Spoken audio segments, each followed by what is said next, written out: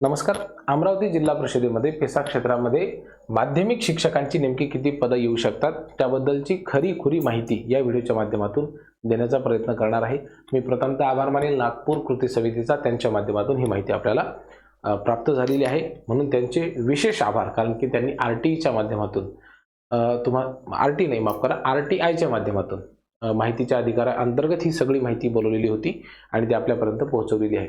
मी ह्यापूर्वी कधीही अशा पद्धतीचे व्हिडिओ बनवले नाहीत, कारण की जोपर्यंत एक्झॅक्ट आकडा आपल्याला माहिती होत नाही तोपर्यंत दिशाभूल करणारी माहिती न देणं हा खऱ्या अर्थानं माझा प्रयत्न असतो.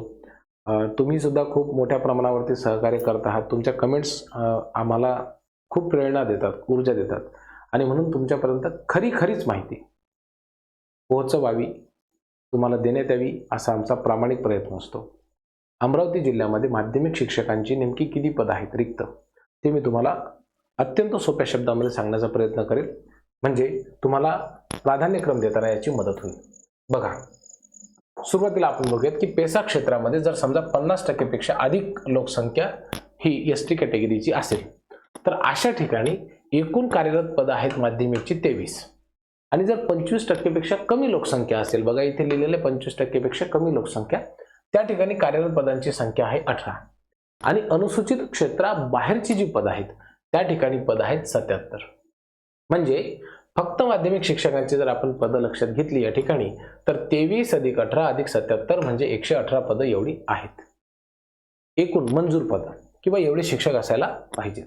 आता यापैकी सध्या वर्किंग किती आहेत तर हे बघा, या ठिकाणी आहेत 13, या ठिकाणी 14 आणि या ठिकाणी 73. म्हणजे तिघांची जर आपण ॲडिशन केली तर 100 एवढी होते. ही झाली एकूण मंजूर पदं. ही झाली कोणती पदं की जेवढे शिक्षक कार्यरत आहेत तेवढे. मग आता 118 मधून जर आपण 100 वजा केले तर उत्तर किती येतं 18. एवढी पदं जी आहेत ती रिक्त आहेत. आता ही 18 पदं कशा पद्धतीने भरले जातील ते आपण कमी वेळेमध्ये बघू.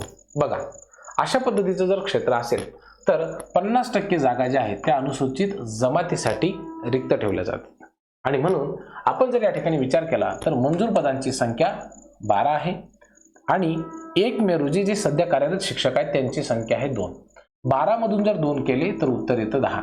म्हणजे एसटी कॅटेगरीसाठी अमरावती जिल्ह्यामध्ये माध्यमिक या संवर्गात साधारणतः 10 पदं रिक्त आहेत.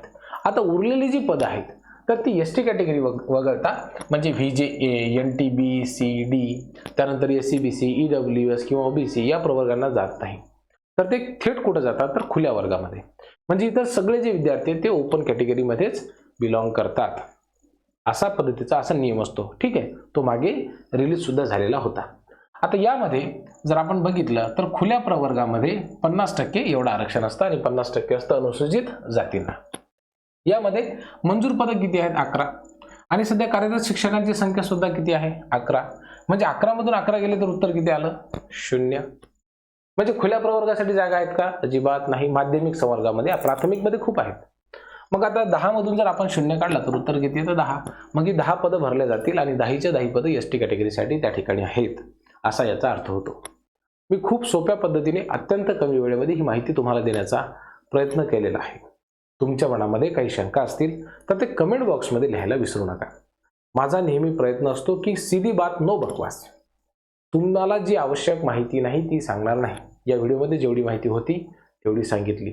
तुमच्या प्रतिक्रियेचा आम्ही खूप वाट बघत असतो. तुमची प्रत्येक कमेंट मी वाचत असतो, त्याला भले रिप्लाय देऊ का न देऊ. खूप खूप धन्यवाद.